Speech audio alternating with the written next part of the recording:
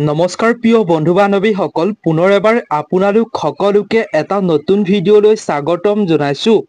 প্ৰিয় বন্ধু বান্ধৱীসকল, আজিৰ ভিডিঅ'টোৰ জৰিয়তে আমি আপোনালোকৰ লগত ক'ব বিচাৰিছোঁ, আপোনালোকে চাহৰ সৈতে ভুলতো কি বস্তু কেতিয়াও খাব নালাগে। মানুহে ৰাতিপুৱাই হওক বা দিনটোৰ ভিতৰত একাপ হ'লেও চাহ খায়, আৰু চাহৰ লগত বা আপুনি চাহ খোৱাৰ পাছত কি বস্তু ভুলতো কেতিয়াও খাব নালাগে, কোনকেইবিধ খাদ্য আপুনি চাহ খোৱাৰ পাছত বা চাহৰ লগত খাব নালাগে, আপুনি আজিৰ ভিডিঅ'টো চালে সুন্দৰকৈ জানিব পাৰিব। যদি আপুনি আজিৰ ভিডিঅ'টো আধৰুৱা কৰে, তেতিয়াহ'লে আপুনি কেতিয়াবা ভুলতে এই বস্তু কেইপদ খাই দিব পাৰে, যাৰ ফলত আপোনাৰ শৰীৰত বহুতো ক্ষতি হ'ব। সেইবাবেই আপুনি ভিডিঅ'টো শেষলৈকে চোৱাটো জৰুৰী। ৰাতিপুৱা শুই উঠি চাহ একাপ খোৱাটো প্ৰায়ভাগ লোকৰে এক নিয়ম বা অভ্যাস। চাহৰ অবিহনে আমি ভাৰতীয়সকল অসম্পূৰ্ণ বুলি অনুভৱ কৰোঁ। কিন্তু বেছিভাগ মানুহে চাহৰ অসুবিধাৰ বিষয়ে অৱগত নহয়। আজিৰ ভিডিঅ'টোত আপোনালোকৰ লগত চাহৰ লগত বা চাহ খোৱাৰ পাছত আপুনি কোন কেইপদ বস্তু খাদ্য আপুনি খাব নালাগে, অন্যথা আপুনি বহু ৰোগত আক্ৰান্ত হ'ব পাৰে, আগুৰি ধৰিব পাৰে আপোনাক। চাহৰ লগত আপুনি কি বস্তু কেতিয়াও খাব নালাগে, তাৰ বিষয়ে জনোৱাৰ পূৰ্বে আপোনালোকক এটা অনুৰোধ, আপোনালোকে যদি সুস্থ সবল জীৱন যাপন কৰিব বিচাৰে, আপুনি যদি আপোনাৰ শৰীৰৰ বিষয়ে বহুতো উপকাৰী কথা আৰু জীৱনত যদি নজনা কথা, আপুনি নজনা তথ্য শিকিব বিচাৰে, তেন্তে এই চেনেলটো আপুনি অৱশ্যেই ছাবস্ক্ৰাইব কৰি ৰাখিব।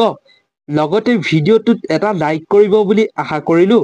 তেন্তে আহক আমি বেছি পলম নকৰি ভিডিঅ'টোৰ মাজলৈ আগবাঢ়ো। প্ৰিয় বন্ধুসকল, আপুনিও নিশ্চয় চাহ খায়। সেয়া লাগিলে ৰাতিপুৱাই হওক বা সন্ধিয়াই হওক বা আবেলি সময়তেই হওক বা দুপৰীয়া সময়তেই হওক, আপুনি দিনটোৰ ভিতৰত একাপ হ'লেও চাহ অৱশ্যেই খায়। আপুনি জানেনে, চাহ খোৱাৰ সময়ত আপুনি চাহৰ লগত কি বস্তু কেতিয়াও খাব নালাগে? আপুনি যদি জানে তেন্তে কমেণ্টত জনাব, আৰু যদি নাজানে আপুনি আজিৰ এই ভিডিঅ'টোৰ জৰিয়তেহে জানিছে, তেন্তে আপুনি কমেণ্টত উল্লেখ কৰিব আপুনি এইখিনি কথা আজিৰ এই ভিডিঅ'টোৰ জৰিয়তেহে জানিছে। প্ৰিয় বন্ধু বান্ধৱীসকল, যি বস্তু খোৱাৰ ফলত আমাৰ শৰীৰত ৰোগে আগুৰি ধৰিব পাৰে, সেইবাবেই আমি চাহ খোৱাৰ সময়ত সাৱধান অৱলম্বন কৰিব লাগে। বহু লোকে নাজানে চাহ খোৱাৰ লগত বা চাহ খোৱাৰ পিছত কি বস্তু কেতিয়াও খাব নালাগে। আপুনিও হয়তো নাজানে, সেইবাবেই আপুনি আজিৰ ভিডিঅ'টো চাই আছে। গতিকে আপুনি ভিডিঅ'টো আধৰুৱা নকৰিব। আপুনি কথাখিনি জানি থোৱাটো খুবেই আৱশ্যক। আপুনিও হয়তো নিশ্চয় চাহ খায়। তেন্তে আহক, কি কি বস্তু আমি চাহৰ লগত খাব নালাগে বা চাহ খোৱাৰ পাছত খাব নালাগে, তাৰ বিষয়ে জানো। ১ নম্বৰতে হৈছে কেঁচা পিঁয়াজ। আপুনি যদি খাদ্যৰ সৈতে চাহ খায়, মনত ৰাখিব, আপুনি চাহৰ সৈতে কেতিয়াও কেঁচা পিঁয়াজ খাব নালাগে। এনে কৰিলে শৰীৰ আৰু পাকস্থলী দুয়োটাই ক্ষতি হয়।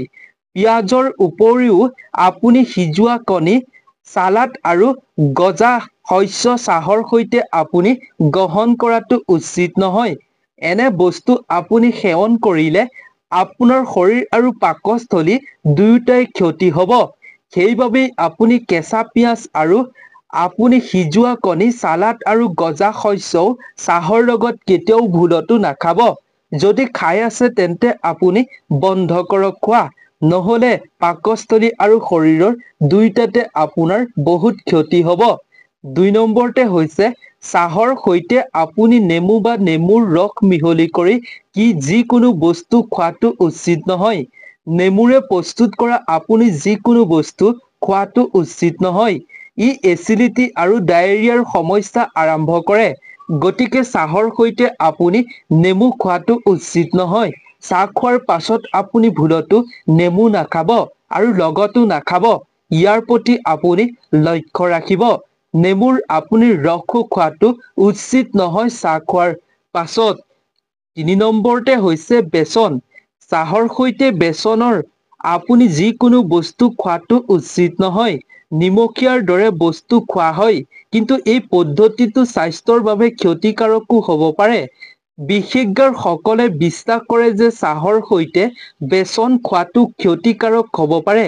সেইবাবেই পৰাপক্ষত আপুনি বেচনেৰে তৈয়াৰ কৰা বস্তু খোৱাৰ পৰা বিৰত থাকিব, নহ'লে আপোনাৰ শৰীৰত ক্ষতি সাধন কৰিব পাৰে। 4 নম্বৰতে হৈছে হালধি। চাহৰ ঠিক পাছতে আপুনি একেলগে হালধি বা ইয়াৰ পৰা তৈয়াৰ হোৱা যিকোনো বস্তু আপুনি গ্ৰহণ নকৰিব, কিয়নো প্ৰিয় দৰ্শক, চাহ আৰু হালধিত থকা ৰাসায়নিক যৌগবোৰে পাকস্থলীত খেলিমেলি কৰিব পাৰে, যাৰ ফলস্বৰূপে হজম ক্ষতিগ্ৰস্ত হ'ব পাৰে। হজম হোৱাত আপোনাৰ অসুবিধা বা সমস্যাৰ সৃষ্টি হ'ব পাৰে। গতিকে আপুনি ভুলতো ভুল নকৰিব এনেকৈ। সেইবাবেই আপুনি চাহ খোৱাৰ পাছত আপুনি হালধি বা হালধিয়ে তৈয়াৰ কৰা বস্তু কেতিয়াও গ্ৰহণ নকৰিব, নহ'লে আপোনাৰ স্বাস্থ্যত বহুতো সমস্যাই আপোনাক আগুৰি ধৰিব পাৰে। প্ৰিয় বন্ধুসকল, ইমানলৈকে যদি আপুনি ভিডিঅ'টো চাই ভাল পাইছে, তেন্তে আপুনি ভিডিঅ'টোত অৱশ্যেই এটা লাইক কৰিব।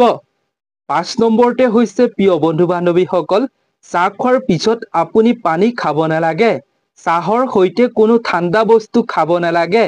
সেয়া লাগিলে পানীয়ে হওক বা আন যিকোনো ঠাণ্ডা বস্তু হওক, আপুনি চাহৰ লগত ঠাণ্ডা বস্তু কেতিয়াও খাব নালাগে, কিয়নো এই ভুলটোৱে আপোনাৰ হজমৰ ওপৰত বেয়া প্ৰভাৱ পেলাব পাৰে আৰু এচিডিটি আৰু গেছৰ সমস্যা সৃষ্টি কৰিব পাৰে। যদি আপুনি পিয়াহ অনুভৱ কৰে, তেন্তে চাহ খোৱাৰ আগতেই আপুনি পানী খাব লাগে, কিন্তু আপুনি চাহ খোৱাৰ পাছত একেবাৰে লগতে আপুনি ঠাণ্ডা পানী খাব নালাগে। যিকোনো ধৰণৰ ঠাণ্ডা বস্তু আপুনি খাব নালাগে।